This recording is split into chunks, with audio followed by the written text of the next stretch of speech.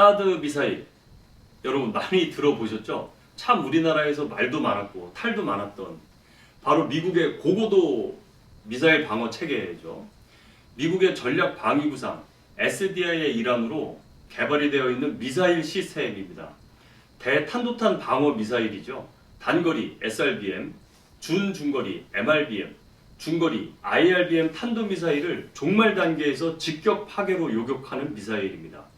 직격 파괴라는 것은요, 이 파편으로 무력화시키는 것이 아니라 직접 상대 미사일이 날라오면 이걸 히트해가지고 격추시키는 것을 말합니다.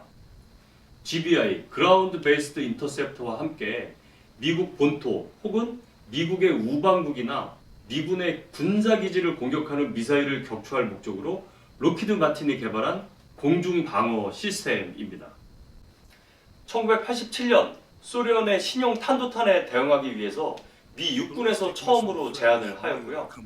1992년부터 본격 개발되기 시작을 하였습니다. 개발의 주된 이유는 기존의 패트리어트 팩3의 방어력의 제한점 때문인데요. 패트리어트 미사일의 우수한 방어력에도 불구하고 이 중거리 탄도미사일 이상의 탄도미사일을 방어하기 위해서는 약간 제한점이 있었어요. 패트리어트는 전개도 빠르고 명중률도 우수했지만 요격에 성공을 하더라도 지상에 미치는 피해가 발생한다는 점이에요. 즉 날라오는 표적을 히트했지만 얘가 계속해서 잔여 에너지를 가지고 있었기 때문에 이 방어 지역에 피해를 줬다는 거죠. 패트리어트의 사거리가 짧고 이 충격력이 적어서 그렇습니다. 그래서 사드의 필요성이 대두가 된 것이죠. 사드는 적 탄도미사일을 탐지해서 고도 40km에서 150km의 초속 약 2.5km로 날아오는 미사일을 요격할 수 있는 미사일 방어 체계입니다. 미사일과 조기 경보 레이더, 사격 통제 시스템으로 구성이 되어 있고요. 대표적으로 해군에서 운영하는 해상에서 적 탄도미사일을 요격하는 SM-3와 함께 미국의 MD 체계의 핵심 미사일이라고 할 수 있겠습니다. 미국의 미사일 방어 전략은요, 미국 본토를 방어하는 내셔널 미슬 디펜스, 그리고 미국의 우방국을 방어하는 듀얼 미슬 디펜스, 전구 탄도탄 방어가 있는데요. 나중에 이것을 통합을 하게 됩니다. 그렇게 해서 나온 것이 바로 MD, 미슬 디펜스 미사일 방어 체계 개념이에요. 바로 이 미사일 방어 체계를 지원해주는 여러 가지 시스템 중에서 가장 직접적으로 미사일로 타격을 하는 수단이 바로 이 사드 체계죠. 바로 사드 미사일입니다. 미국의 미사일 방어망에서 표적을 탐지를 하게 되면요, 여러 위성들이 있습니다. 위성이라든지 여러 정찰 자산들이 있는데 표적을 탐지하면 이를 사드 체제에 전달을 해주는 거예요. 그럼 사드 체제는 이 정보를 수집을 하면은요, 이때부터 자체적인 레이더 시스템을 이용해 가지고 표적을 획득하고 자체 재원을 처리해서 미사일을 발사해서 격추하는 시스템입니다.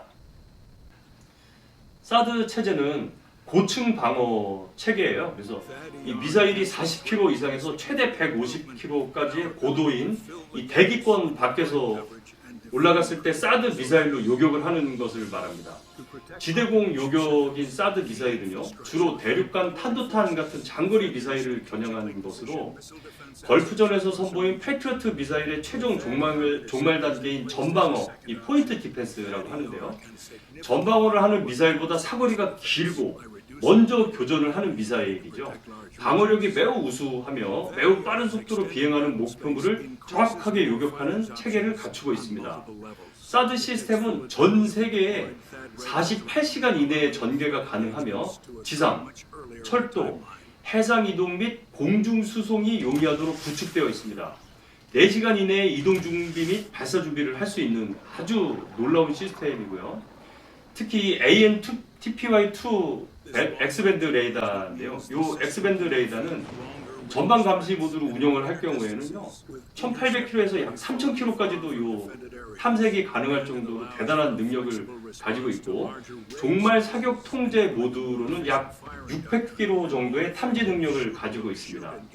이게 왜 그러면 다르냐? 같은 레이더인데 이게 서로 모드가 달라요. 그러니까 전방 감시 모드일 때는 오직 이 감시 임무만 수행을 합니다. 그러다가 정말 사격 통제 모드가 될 때는 이때는 이 사드 시스템을 통제를 하게 돼요. 그래서 미사일을 발사하게 되기 때문에 연산하는 방식이 다르겠죠. 그래서 각 모드로 전환을 할 때 8시간 정도 걸리고요. 서로 요구되는 부품도 조금 달라집니다. 근데 부품의 문제들보다는요, 물리적인 거니까 그것보다는요, 무엇보다도 이 소프트웨어적으로 전환하는 시간이 소요되기 때문에 그렇습니다.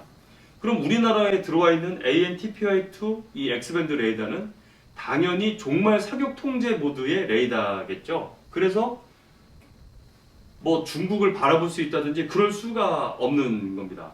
현재 이 전방 감시 모드로 운영 중인 AN/TPY-2 X밴드 레이더는요, 요거는 일본에 있습니다. 일본의 이 교가미사키 기지에 바로 전방 감시 모드로 운영을 하고 있습니다.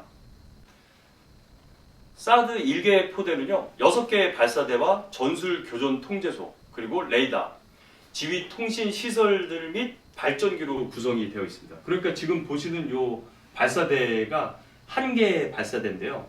1개 포대는 6개의 발사대니까 얘가 6대가 있겠죠. 사드 유도탄 본체는요, 일단 고체 로켓입니다. 요 미사일을 보시면은 그냥 1단으로 되어 있어요. 즉, 이 1단 고체 로켓이 발사를 해서 이 유도탄이 올라가게 되고요. 미사일의 방향을 그럼 어떻게 바꾸느냐? 얘는 날개가 없습니다. 보면은 그냥 미끈하게 생겼는데 어떻게 바꾸느냐? 바로 추력 편향 노즐을 가지고 이 방향을 바꿔서 조정을 하게 되고요. 사거리는 한 200km 정도 됩니다. 그리고 고도는 150km까지 올라가고요. 그래서 교전 범위가 40km에서부터 150km까지가 교전 범위가 되는 겁니다. 그리고 사거리는 200km까지 날아가는 거고요. 사드 미사일의 비행 제어 및 유도는 발사 직후에는 이 지상 레이더에서 표적 정보를 받아가지고 표적 방향으로 이동을 하게 됩니다. 즉 AN/TPY-2 레이더가 표적 정보를 주게 되고요. 이 지령을 받은 미사일이 위치를 향해서 날아가게 됩니다. 이때는 관성 항법을 이용해서 표적 방향으로 날아가게 되고요. 지상 레이더가 보내주는 재원을 수신을 하기 위해서 이 지령 수신 장치 및 이 자세 제어 장치를 위한 자이로스코프가 위치되어 있는 거죠. 그래서 일단 표적 근처까지 날아가게 되는 겁니다. 탄두는요, 요 부분입니다. 요 탄두는요, 폭발성 타편이 아니라 요격체, 킬 비글이라고 하는 요격체가 있어요. 그래서 이 탄두의 운동 에너지로 적의 미사일을 충격하는 방식이기 때문에 내부에 폭약은 없습니다. 즉 파편 빵 터져서 하는 게 아니라 이 요격체가 직접 가서 부딪히는 방식이라서 그래요. 이 요격체는 대기권 밖으로 날아가서는 적의 손으로 유도가 됩니다. 그래서 적의 탄두탄을 충격시키기 위해서 적의 손으로 봐서 이렇게 갖다 받게 되는 거죠. 이 시커가 적의 손으로 적의 탄두탄을 탐지하게 되면 10여 개의 추력 편향 추진기로 궤도와 자세를 수정하면서 표적에 충돌하는 방식이죠.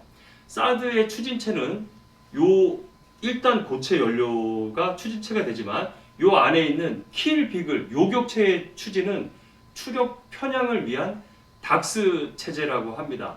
닥스는요 DACS라고 하고요.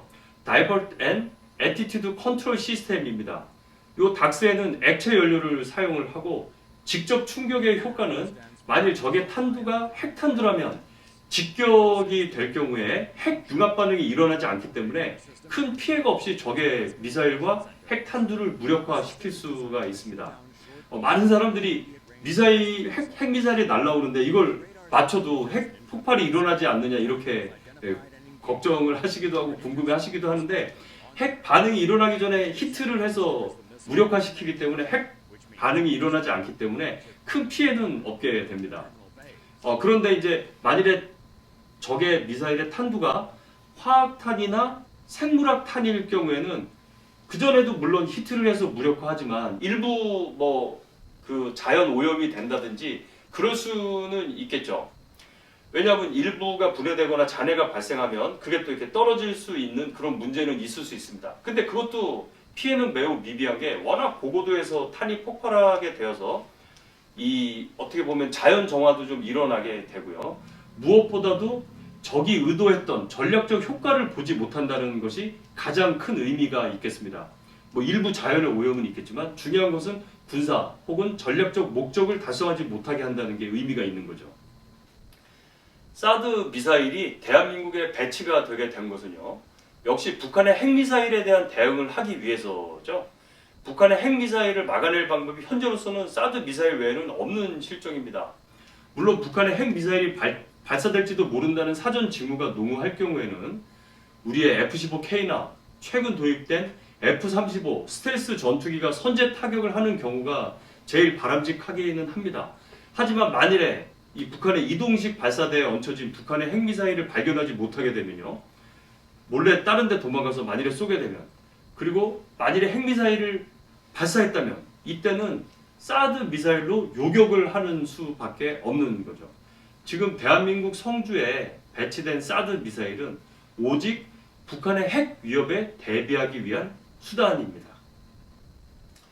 자, 이 사드 미사일 체계는요, 지구상에서 개발된 가장 초정밀한 유도 무기입니다. 그리고 많은 사람들이 총알로 어떻게 맞추느냐 뭐 이런 표현을 많이 쓰는데 그건 굉장히 잘못된 표현이에요. 이 미사일은요, 총알의 서너 배 이상 빠르고 날라오는 탄도 총알의 서너 배 이상 빠릅니다. 그래서 실제로는 총알의 10여 배 이상 빠르게 맞추는 거예요. 그래서 총알을 맞추는 것보다도 더 월등한 과학 무기가 되겠습니다. 바로 이 사드 미사일이 배치가 된 것은 적의 핵 탄두를 무력화하기 위해서 배치된 것이기 때문에 국가를 방어하기 위해서 매우 중요한 미사일이 되겠습니다.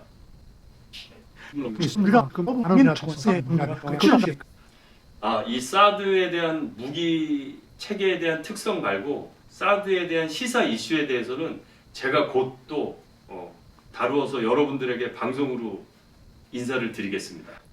그때 뵙겠습니다. 네, 알겠습니다.